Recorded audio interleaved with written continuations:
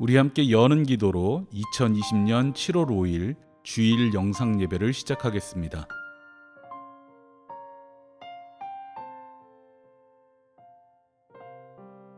내가 날마다 주님을 송축하며 영원토록 주님의 이름을 송축하렵니다. 주님은 위대하시니 그지없이 찬양받으실 분이시다. 그 위대하심은 측량할 길이 없다. 주님께서 하신 일을 우리가 대대로 칭송하고 주님의 위대한 행적을 세세에 선포하렵니다.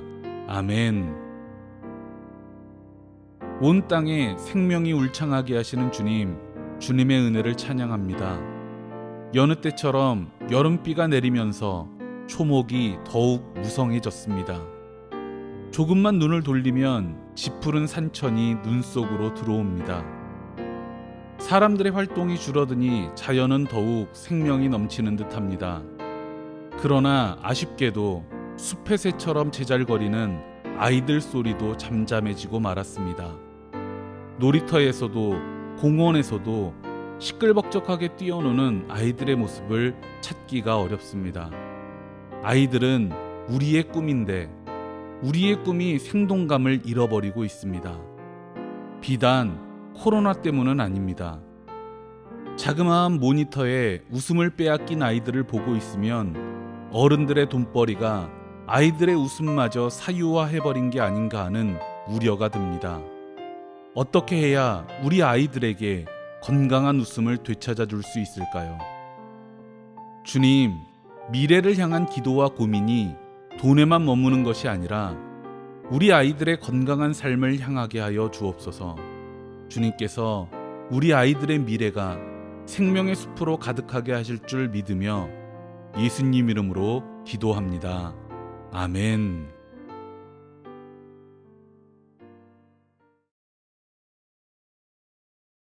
우리 함께 찬송가 300장 찬양하겠습니다.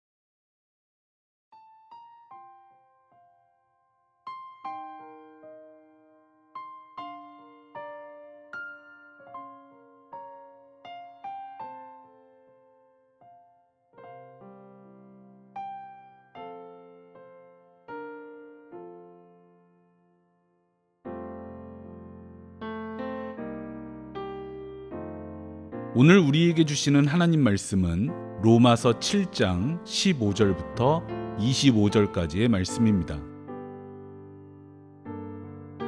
나는 내가 하는 일을 도무지 알 수가 없습니다. 내가 해야겠다고 생각하는 일은 하지 않고 도리어 해서는 안 되겠다고 생각하는 일을 하고 있으니 말입니다. 내가 그런 일을 하면서도 그것을 해서는 안 되겠다고 생각하는 것은 곧 율법이 선하다는 사실에 동의하는 것입니다. 그렇다면 그와 같은 일을 하는 것은 내가 아니라 내 속에 자리 잡고 있는 죄입니다. 나는 내 속에 곧 내 육신 속에 선한 것이 깃들여 있지 않다는 것을 압니다. 나는 선을 행하려는 의지는 있으나 그것을 실행하지는 않으니 말입니다. 나는 내가 원하는 선한 일은 하지 않고 도리어 원하지 않는 악한 일을 합니다. 내가 해서는 안 되는 것을 하면 그것을 하는 것은 내가 아니라 내 속에 자리 잡고 있는 죄입니다. 여기에서 나는 법칙 하나를 발견하였습니다. 곧 나는 선을 행하려고 하는데 그러한 나에게 악이 붙어 있다는 것입니다. 나는 속사람으로는 하나님의 법을 즐거워하나 내 지체에는 다른 법이 있어서 내 마음의 법과 맞서 싸우며 내 지체에 있는 죄의 법에 나를 포로로 만드는 것을 봅니다. 아, 나는 비참한 사람입니다. 누가 이 죽음의 몸에서 나를 건져주겠습니까? 우리 주 예수 그리스도를 통하여 나를 건져주신 하나님께 감사를 드립니다. 그러니 나 자신은 마음으로는 하나님의 법을 섬기고 육신으로는 죄의 법을 섬기고 있습니다. 아멘.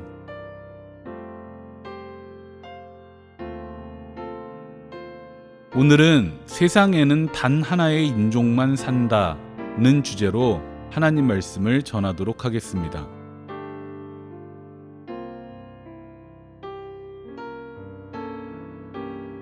바울 사도는 기독교의 기초를 놓은 사람입니다. 교회에서 바울의 영향력은 막대합니다. 바울 한 사람이 예수님의 모든 제자들을 합친 것보다 훨씬 큰 무게를 가지고 있습니다. 솔직히 기독교는 바울 신학 위에 세워졌다고 해도 과언이 아닙니다. 이 정도면 큰 인기와 영광을 누릴 수도 있었을 텐데 바울 사도는 자기 업적을 자랑하기보다 곳곳에서 자신의 약함을 솔직하게 고백했습니다. 바울이 그렇게 한 데는 두 가지 이유가 있습니다. 첫째는 자신의 약함을 곱씹으며 교만과 싸우기 위해서였습니다. 둘째는 이게 오늘 말씀의 화두인데 그 약함이 자신의 발전을 강력하게 발목 잡고 있었기 때문입니다. 사람은 대체로 20대 초반까지 터득한 지식과 철학으로 평생을 삽니다. 그 시기에 형성된 기질이나 편견은 극복하기 어렵습니다. 사람 잘 안 변한다 는 말이 생긴 이유가 여기 있습니다. 바울 사도는 이 시기를 율법주의에 빠져서 살았습니다. 바울이 사울이던 시절 율법주의는 그의 신앙이요 철학이요 생활 양식이었습니다. 그는 뼛속까지 율법주의자였습니다. 그랬던 그가 하루아침에 율법주의를 버리고 그리스도인이 되었습니다. 사도행전은 사울이 변화되는 장면을 매우 드라마틱하게 그려줍니다.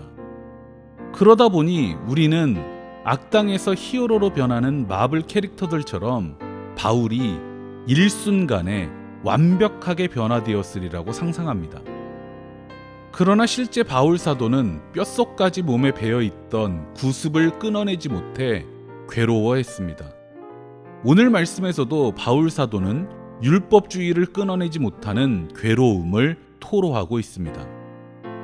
여기서 우리가 자연스럽게 품게 되는 질문은 이것입니다.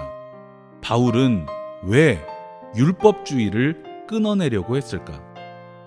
사실 예수님의 수제자인 베드로와 예수님의 동생인 야고보는 율법주의를 권장했습니다.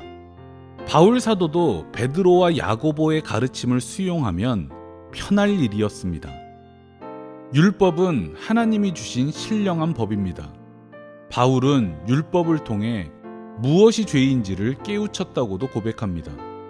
그럼에도 불구하고 바울 사도는 율법주의를 완전히 끊어내고자 했습니다. 왜냐하면 율법이 우리에게 죄가 무엇인지를 가르쳐 줄 수는 있지만 우리를 구원할 수는 없기 때문입니다. 우리를 구원하는 것은 극진하신 예수 그리스도의 십자가 사랑입니다.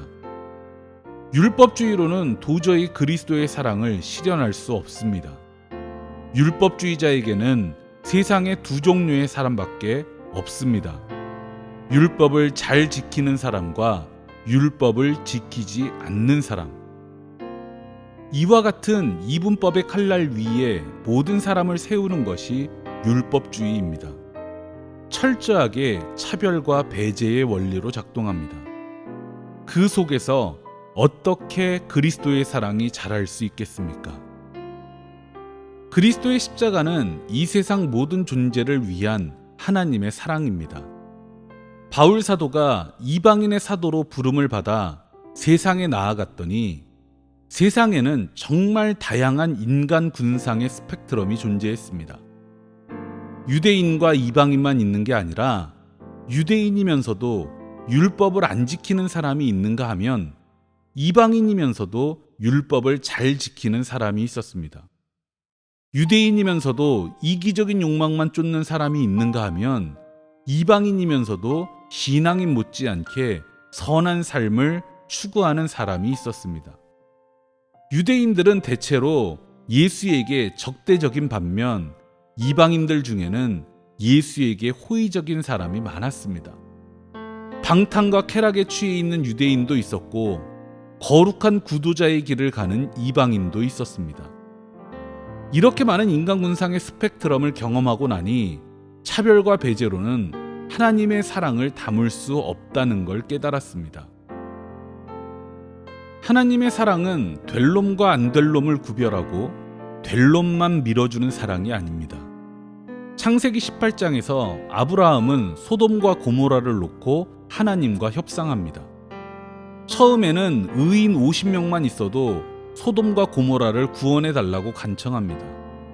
그런데 점점 이 숫자가 줄어들더니 의인 10명만 있어도 소돔과 고모라를 구원해 주시기로 약속합니다. 제 생각에는 의인 1명만 있어도 하나님은 소돔과 고모라를 구원해 주셨을 것입니다. 이것이 하나님의 사랑입니다. 그 누구도 포기하지 않으시고 아들을 보내서라도 구원하시는 하나님의 사랑에 따르면 이 세상에는 단 한 종류의 인간만 존재합니다. 그것은 사랑받기 위해 태어난 사람입니다. 우리는 결코 이 사실을 잊어서는 안 됩니다. 그러나 바울에게 구습의 힘은 너무 강했습니다. 율법주의자와 비율법주의자, 될 놈과 안 될 놈으로 구별하도록 학습된 이분법은 바울의 내면에서 강력한 힘을 발휘했습니다. 바울은 제2차 전도 여행에 마가와 동행하는 문제로 절친한 동역자 실라와 갈라서게 됩니다. 이 장면은 바울 내면에서 웅크리고 있던 율법주의의 강력한 힘을 보여줍니다. 어느새 바울은 마가를 되는 놈과 안 되는 놈으로 가르는 배제의 칼날 위에 올려놓고 있었습니다. 우리 안에서도 율법주의는 현실적으로 작동합니다. 예를 들어 교회 청년들이 배우자감을 구별하는 기준이 있습니다. 여자냐 남자냐에 따라 그 조건이 크게 차이가 납니다. 먼저 여자 청년들은 교회 다니는 남자와 안 다니는 남자로 구별합니다. 교회 안 다니는 남자를 만나면 믿음을 잃어버릴 수 있다는 두려움 때문에 웬만하면 교회 다니는 남자를 선택합니다. 그런데 제가 목회를 하면서 이 한 가지 기준만 보고 결혼을 했다가 땅을 치고 후회하는 여자 집사님을 여럿 만났습니다. 신앙이 좋으면 다른 것도 좋을 줄 알았는데 좋은 게 딱 그거 한 가지밖에 없더라는 겁니다. 세상에는 교회 다니는 남자와 교회 안 다니는 남자만 있는 게 아닙니다. 교회만 다닐 뿐이지 별 볼 일 없는 남자도 많고, 교회는 안 다니지만 좋은 남자도 많습니다. 배우자를 선택할 때 교회 다니느냐 안 다니느냐가 아니라 다양한 스펙트럼으로 봐야 좋은 남자를 만날 수 있습니다. 결혼은 좋은 사람 만나서 행복하게 살려고 하는 겁니다. 남자 청년들은 대체로 한 가지 기준만 봅니다. 예쁜가 안 예쁜가. 이게 또 엄청나게 큰 이분법의 함정입니다. 여기에 대해서도 할 말이 많지만 시간 관계상 다음 기회에 다뤄보도록 하겠습니다. 결론으로 가겠습니다. 차별과 배제는 죄의 법입니다. 바울처럼 위대한 믿음의 사도도 평생토록 내면 깊은 곳에서 치고 올라오는 죄의 법과 싸워야 했습니다. 하물며 우리는 어떻겠습니까? 그리스도인으로 산다는 것은 잘 알지도 못하는 타인을 차별하고 배제하는 율법주의의 포로가 되지 않기 위해 싸우는 일입니다. 그리스도인은 사랑할 이유를 찾는 사람입니다. 그것은 다양한 인간 군상을 따뜻한 시선으로 바라보고 이해할 때 이루어집니다. 다행인 것은 예수 그리스도를 통해 사랑의 길을 열어주신 하나님께서 우리에게 사랑할 힘도 공급해 주신다는 사실입니다. 세상에는 단 하나의 인종만 존재합니다. 그것은 사랑받기 위해 태어난 사람입니다. 기도하겠습니다. 주님, 세상은 아직도 배제와 차별의 늪에서 허우적거리고 있습니다. 그러나 우리는 배제하고 차별하는 죄의 법을 따라가지 않겠습니다. 따뜻한 시선으로 서로를 바라보며 사랑의 법을 심는 그리스도인이 되겠습니다. 이 세상에는 사랑받기 위해 태어난 사람만 있다는 사실을 널리 전도하는 우리가 되게 하옵소서. 예수님 이름으로 기도합니다. 아멘.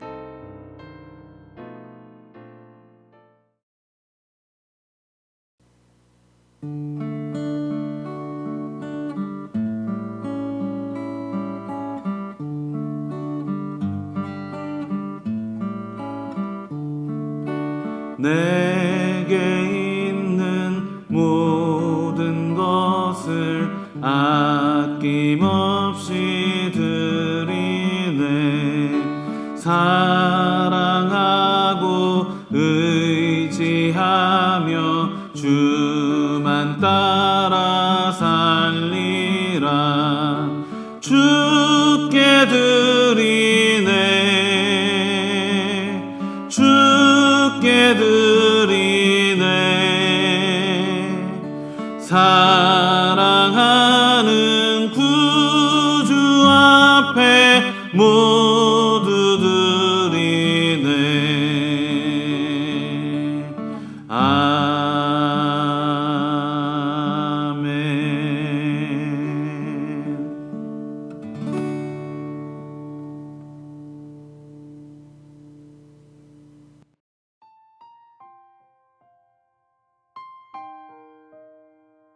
축도하겠습니다. 이제는 우리 주 예수 그리스도의 은혜와 주 하나님의 사랑하심과 성령님의 교통하시는 그 크신 은총이 이 세상 사는 동안 사랑의 법을 씹으며 살길 원하는 주님의 백성들 머리머리 위에 이제로부터 영원토록 함께 하시기를 축원합니다. 아멘.